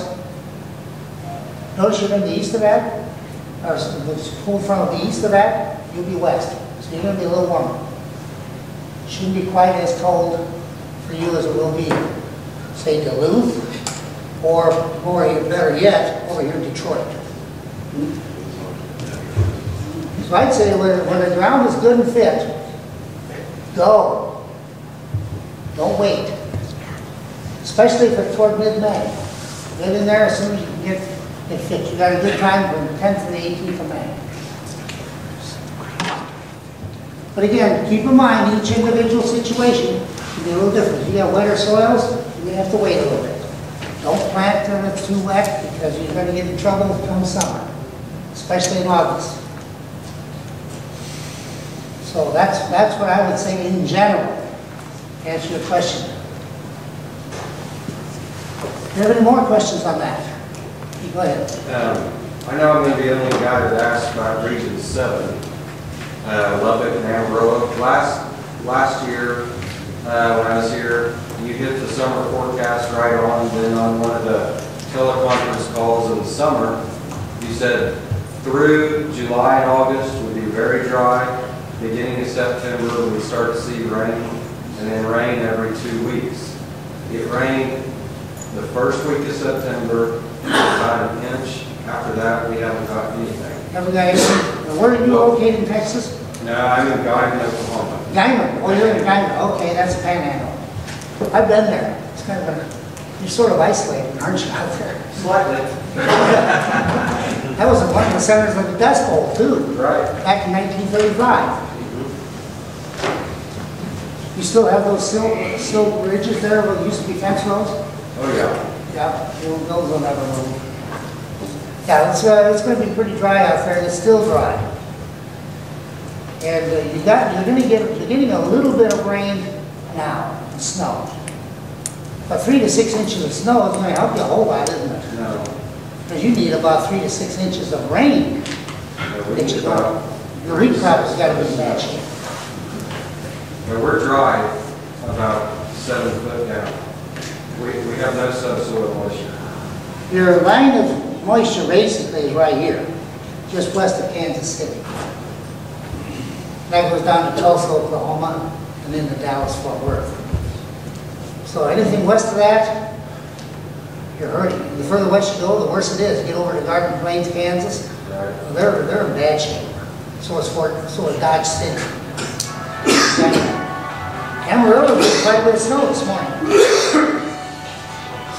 So there is some hope for you. So you got to just move about 300 miles south. On the other hand, you're avoiding all these tornadoes that hit down here in Hattiesburg, Mississippi. So just expect the same cycles we saw in the Yeah, remember, this is Cycle 1935, and that was a very dry year for you people. So based on all that then, Larry, are you saying we should take out some pretty decent crop insurance? Okay, crop insurance. Let me phrase this. With crop insurance, it's kind of an individual matter and how much you can have. I always say that probably the best form of insurance to have right now is get the cataract policies. In other words, get the last month. Your chances of collecting are much better. Down in Illinois, I know one fella, south of me, he collected $1.2 million in insurance. He had the Cadillac policy and they paid, you know, you gotta have you don't have to have very bad weather to collect on that one. By the way, you don't have to raise hands. There's probably a few people in here who do not have crop insurance. You don't have to raise it. I don't need to. But I'll tell you what, the time you want crop insurance for sure is next year and the year after. We're going to go into that in just a moment. Finish up. Does that kind of answer your question a little bit? Well, Tom, one more and then we'll move on. Oh, look at Mississippi River. Mississippi River. You mean that mud hole out there? Yes, that's what it is. Rock River is down to a record low in my area, and that's only 17 miles from me. And that feeds into the Mississippi. You're going to get some rain on that. That's going to help you at least a little bit. The big concern is Region 4, where the Missouri road's out. That's Montana, western North Dakota, and South Dakota, and that whole area. That's the thing you want to kind of watch. So I think they're going to be okay, but they're not going to be able to, you won't get complete or 100% movement. The big bottleneck in the Mississippi is between St. Louis and Acker, Illinois. That's the big bottleneck for there. And the real problem where the Corps of Engineers have been working is around Thebes, which I know where I've been there and I know where that is. And there the river is very shallow and narrow. They've been trying to dynamite and blast out the rock so they can make the river a little deeper. The only problem is that's self-defeating because if they make it deeper, then that means there's not going to be as much water flowing and it's going to dry out. There's only so much water coming in. And if they get rid of it sooner, then what? Remember, the reason they dig stuff out and channel the rivers is to make water leave faster. So you got to be careful. That's an engineering problem. I'm not going to tell them exactly what to do. Okay, let's move on and finish up this part here. Some of you have already heard me talk about the Dalton cycle. Okay, currently we're right in through here. Windy, a little cooler than normal, but it's also has some warmer periods. Now this is where we're going to see right here. We're in a windy period. And here we're going to hear some more, and I've already got this flagged out. June 25th, 13 to July 16, 2014. It's going to again be possibly wet and windy. And there's going to be some floods later this year, probably in the fall. Do expect this cold winter, especially from the Illinois and Mississippi rivers on west. And that's going to also be true for Alaska. It's going to be true for western and central Canada. And we're going to have a lot of moisture in there.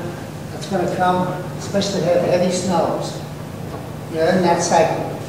My area, when 1936 came, which is this is kicking into 1936 cycle, we had some of the heaviest snows on record, especially January, February. In fact, they had freight trains, which are all used with steam engines, that got stalled and the snow stalled out on the snow. They couldn't get through. Record cold. Some of those temperatures still stand. 24, 30 below zero. And you know, when snow gets that cold, it freezes. Very hard to move. And this is one of the things that happened back then. Now, contrary to that, in July, we're going to be in this cycle. Severe drought. It's going to be very hot. July 1936 was my area had 13 or 14 days of 100 or more. 8 of those days still stand. July 17th to 14th. Those days are record high The lowest was 101 still standing. The highest is 112, which we have not seen before or haven't seen since. And those are the days where there was any air conditioning. How do these people raise hogs, cattle, and cows? No. Well, that was a major job.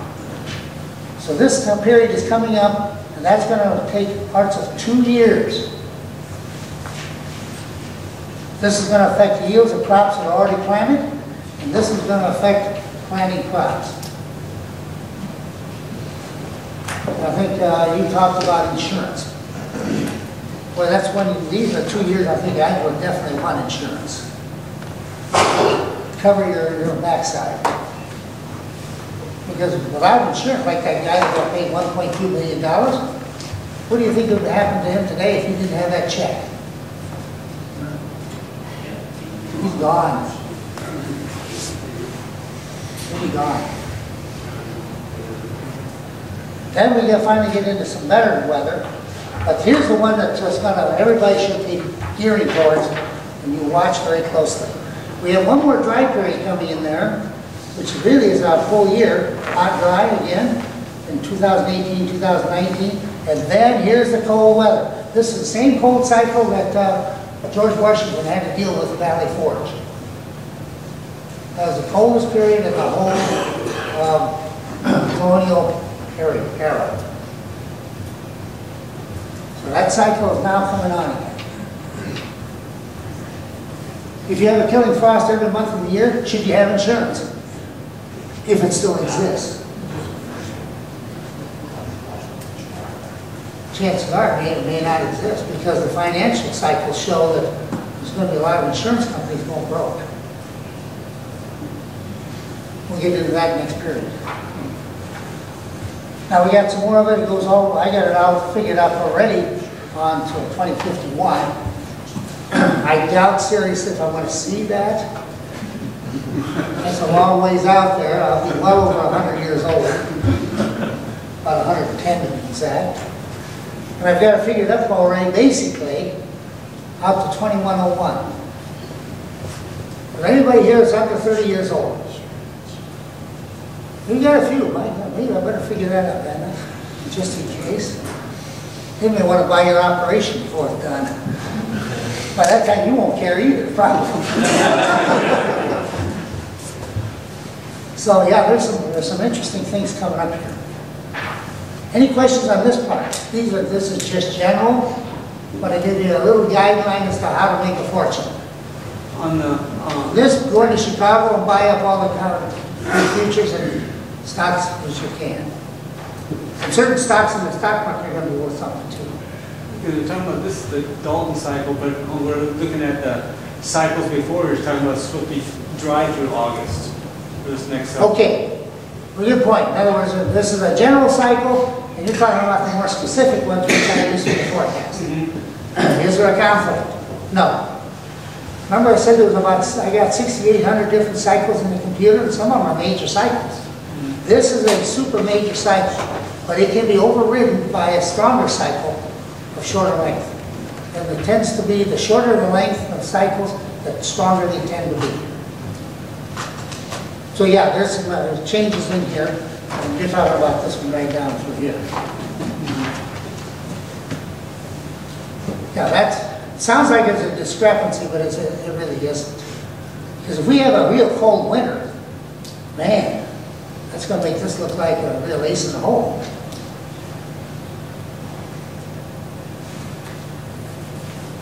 Everybody catch the point on this? So the question of insurance, and I'm not going to tell anybody whether they should buy it or not. Let's look at the odds. If the weather's going to be bad, you probably should have insurance. Going back to the, 18, the previous sheet you had up there, it's supposed to be real hot. Yeah, here. Very hot, so that's not going to be good. And then we go into those cold snaps. Good point, yes.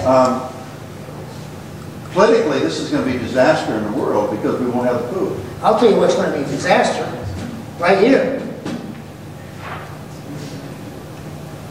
If you look at the manufactured data that the USDA has for crop storage and how much we got on hand, we're already at a record, almost a record low amounts in supply.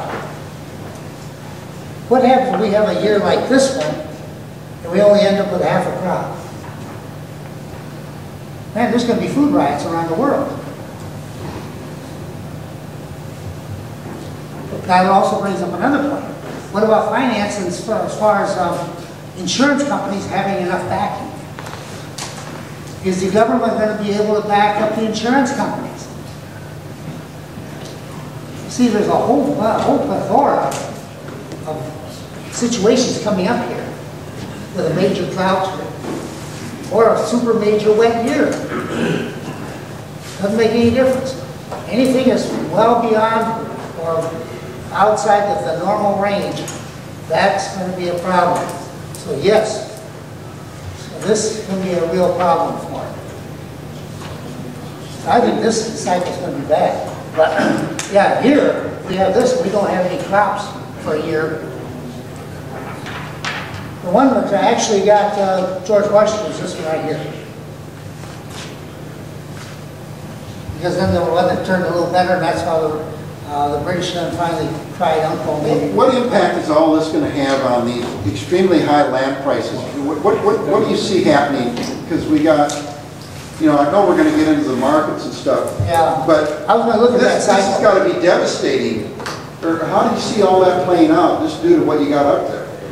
Okay, the way I'm looking at it this way. We've had one big land cycle to the upside. 1995 to 2010. So what's causing the land prices to go up now are three things. Number one, low interest rates. If you can borrow money at almost next to nothing, that tends to make people speculate. Number two, the ethanol mandate, strictly political. They take that off. Can ethanol withstand itself? The market without subsidies and so on. Seems to be doing it at the moment. But if EPA relaxes, this will be a long day, their mandates will have more ethanol, then when we say we don't have to use so much ethanol, natural gas is coming on real cheap, and there's going to be some changes there. And number three, is the other cycles coming in, which is strictly political, and the political change cycle, which we're going to talk about next period. Now, the political change cycle is a very important cycle. Last time we saw this was 1889 to 1896. That changed the form of government we had since before the Civil War. So this is a big one coming on. And the time that really, the other stuff that really changed was the revolution. That's when we changed governments and changed currency. Continental was worthless, so we went for the dollar. Now we got the same thing coming up, the dollar's going worthless. See the picture? They print money like it's going out of style. Geez, I wish I could do that legally. Wouldn't have to charge anybody in to come to them. I'll just go print the money and cover it. So the government's got their own way of doing it. By the way, the government's going to be changing too. We don't want to get into that today. Any other questions on that? Otherwise, I'm ready to take a break. And then we can go back and we spend more time on the markets and the other cycles. We got several cycles. Yeah, okay. These are the most enjoyable ones to work with. Are you ready to know me yet? But before we start the charts themselves, let's take a little quick survey so I have some idea how to approach this. How many here still have corn to sell? Don't be bashful. The neighbors probably do too if you don't know it. How about soybeans? Wheat? Any livestock farmers? Should be a few of the manure people making. Okay, so we'll concentrate on that. Okay, let's see, what else do we need to know right now? Anybody contract for 2013 yet? Hope you did it back a couple of weeks ago. 534. For corn. Yeah, corn. 1266. What means? 1266? That's November? Should be south. Should be south. I'll let you make that decision in a few minutes. I was 5 years ago in a meeting, and there was a guy who was telling me that the corn was 650, 660, and he said, don't sell it, don't sell it, it's going to go to $12. I could have got $7, a little bit over, I didn't sell. I was $150 a bushel, I sold it all for $3. So it didn't go to 12, it went to 3. Oops, that's still paying. Went backwards, didn't it? Yeah. Yeah, well, I've heard that story a lot. A lot of them last year, you know, at this time of year, everybody's saying, well, we're gonna have a big corn factory. Therefore, you better get it hedged right now, sold. A lot of them sold it for $3 and $4 a bushel. We've been telling everybody, there's a couple of clients in here that know, and don't, keep telling them, don't sell, you're gonna get a good chance this summer. And, you know, we ended up making, well, I had one client made $330,000 just in the corn market. I lost 600,000. So, so that, you know, it gives you some idea. The weather does work. Even though some of the well-known ag advisors say, well, you know, we don't believe in that. They just look at technical analysis on the charts. Well, I look at the charts just to see where everybody is. But my goal is to figure out where it's going. And that's what we're going to talk about now, this second half. We got a bunch of other things involved besides just looking at the charts and the commodities involved. One other thing, a crowd this size, I'm sure we got a few gold bugs in here. Right? Okay. You didn't have to admit it necessarily, but I just assumed you do. Gold's going to do very well, especially if the dollar goes to pot. So we're going to look at the US dollar and the euro too. Excuse me. Just getting the final stages of bronchitis.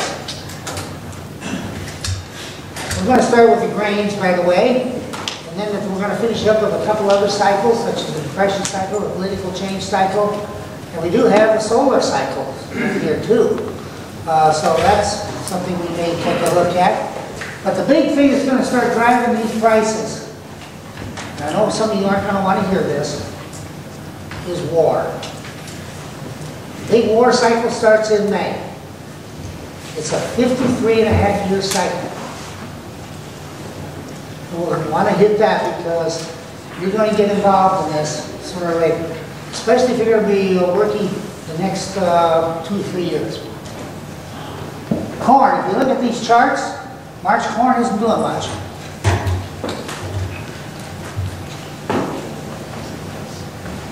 Price is about the same at the low, which is around 680. If the market goes down below 680 and stays there, corn market's in trouble. Now, it might be of interest to know that when you were looking at this right here, this particular one, that's when Mitt Romney, as president for the candidate for president of the United States, was making a decent showing. The price went down. Why? Because he was in favor of getting rid of all mandates for ethanol. It costed too much money for the government. Well, who's the government? We are. Us. Supposedly. In other words, we're paying for it. Well, I think he has a good point. But you see, it went back up then when it became obvious that Obama was going to win.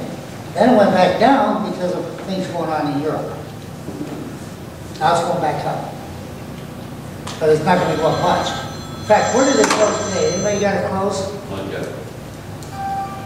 Should be closed now. 693 in March. 693 in March? Ooh, that's down quite a ways. We're in the down cycle of the grains from basically from February 6th to the 28th. Now, the question is, how many here need to sell some grain before long? Yeah. Yeah? Well, that's a telephone conversation. This is going to be a little challenge here. I'm going to tell you right now, you're going to get a lot more later on. Remember I was talking about Argentina? Way back at the early part of the service? This is something to keep a close eye on. Because Argentina, if their corn yields are down, our corn market's going to go up. What's our first clue for that? The March 31st USDA crop report. That's the quarterly stocks and reposition report and the planting intentions report. So March 31st is a key date. And I do think that we're going to see some funny things happen in this political situation. So, if corn is down here already, watch 680. Because if it goes down below 680, the next one, I don't have it on here in the chart, is 625. This is March futures.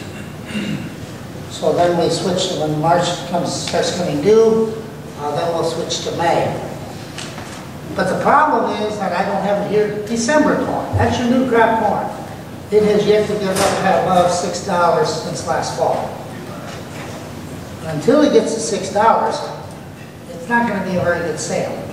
Now, for those of you who've already sold it, sometimes you have extenuating circumstances where you have to sell. For example, you got a banker that says you got to sell some crop or hedge it before he'll loan you the money to plant the year's crop. I have one of those types of bankers.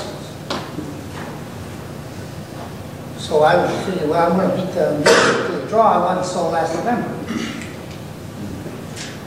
December corn was at that time $6.50. We're close to it. So that's going to be what it is. So December corn, March corn, corn's not going to do too much until late March, early April. And that should be a high, a temporary high. Now, there's a caveat to that, and we'll get into that a little bit later. But let me explain this, that if finance starts going to pieces, boy, look out. In other words, if the stock market crashes, or we have a T-bond bubble that breaks, which is showing signs it will, then that's going to be a real interesting situation. Beans, a lot of you got beans to sell. This is the May contract. The reason I went to May instead of March is because the contract was probably going to bottom after March comes due. But notice this, right here, here, here. About $13.45. This is old crop. New crop is doing around 11 or so. So this is something to watch. Also notice that it's kind of leveled out on the top. So we're in a trading range with the beans.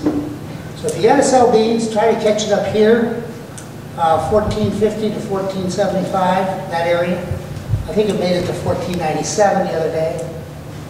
It's been heading south big time since then. Last Friday it was down about, what, 40?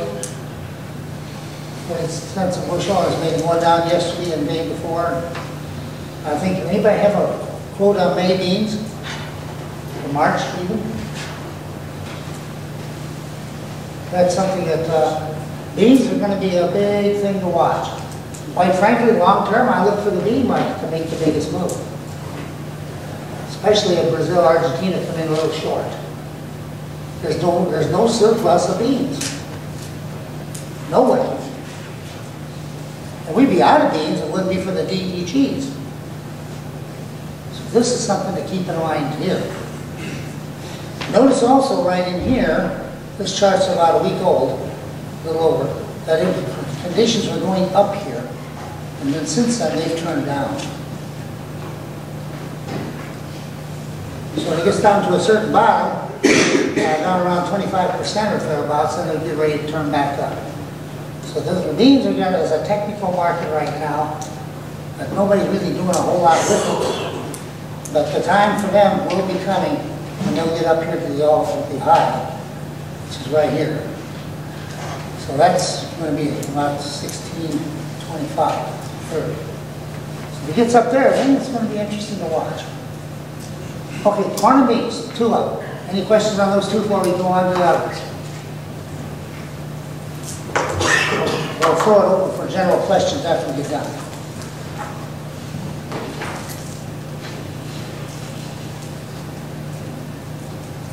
Wheat. Oh, wait a minute, let's go to bean meal. The reason I put bean meal in here, the reason is that the soybeans are basically following meal. They're not following them on their own markets. Again, look at, see how it's gone up. Meal's coming back down again. If you look at the charts down here, it definitely supports that. So meal is the leader. Oil is kind of an afterthought. The Chinese are buying a lot of soybean oil. But bean meal is the leader. That's the livestock feed. Kind of looking at that, and you also notice too, downward trend. Now, if we get down to here, down to 1,400, I'm sorry, $400 per ton, that's what you want to watch very closely. So this is something that give you a kind of an indicator of what's going on. Is that GMO beans that you're talking about? This is beans that are deliverable in the Chicago Board of Trade. Yeah, it's GMO or not GMO. It's everything. It's general soybeans, yes. But aren't 90% of them GMOs nowadays? How many GMO? Is it That's 98? probably a good point. I said 98%. Nobody wants to raise soybeans they can't use Roundup on to get rid of all the weeds. That way they can brag to the neighbors, they got the cleanest bean field out there. So, yeah, it's something to consider. Unfortunately, it's the way it is.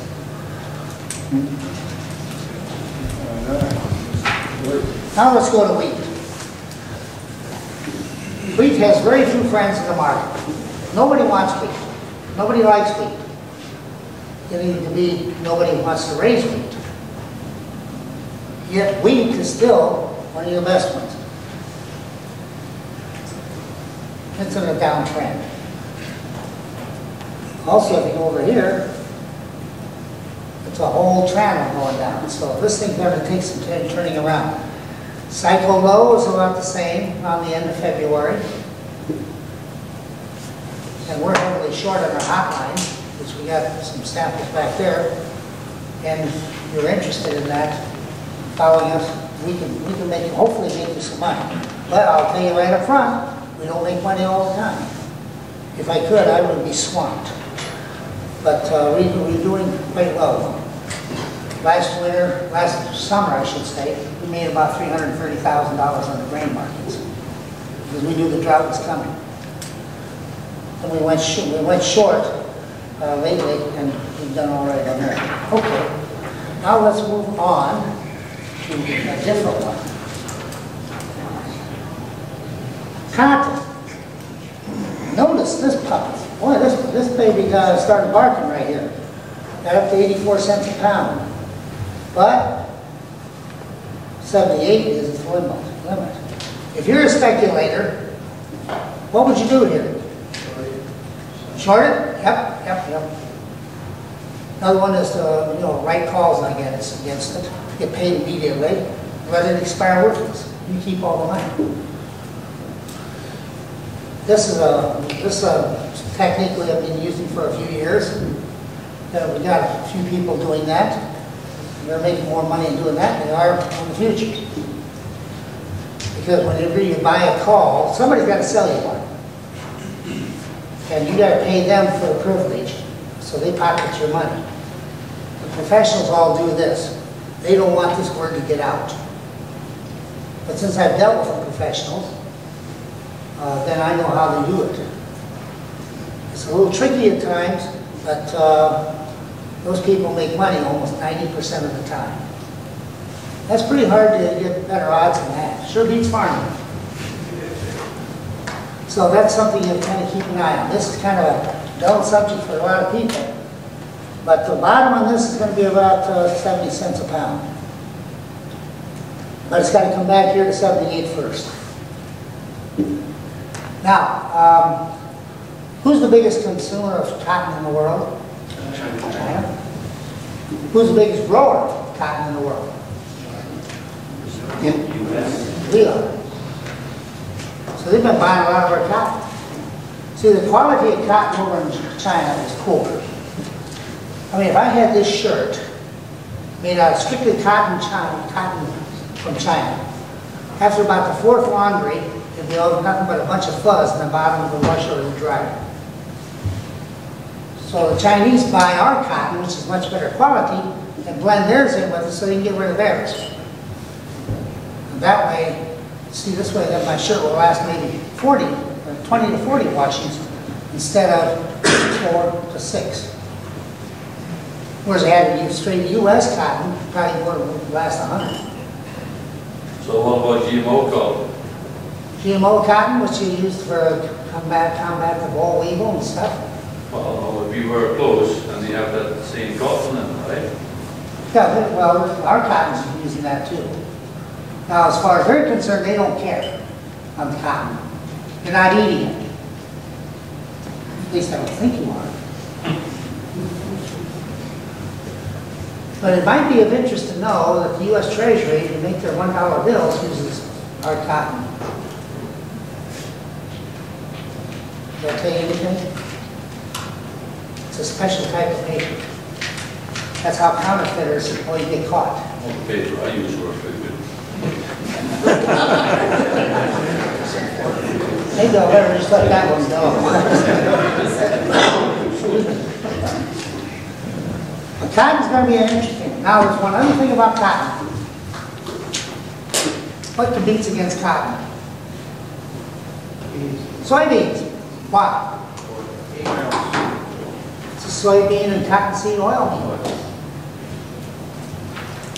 Cotton gets up higher price, meal's going to go up, soybean meal's going to go up a little bit, or it's not going to go down as much. So this is something to keep an eye on. Same is true for soybean oil versus cottonseed oil. Yes, they're much the same. At least they have many of the same uses.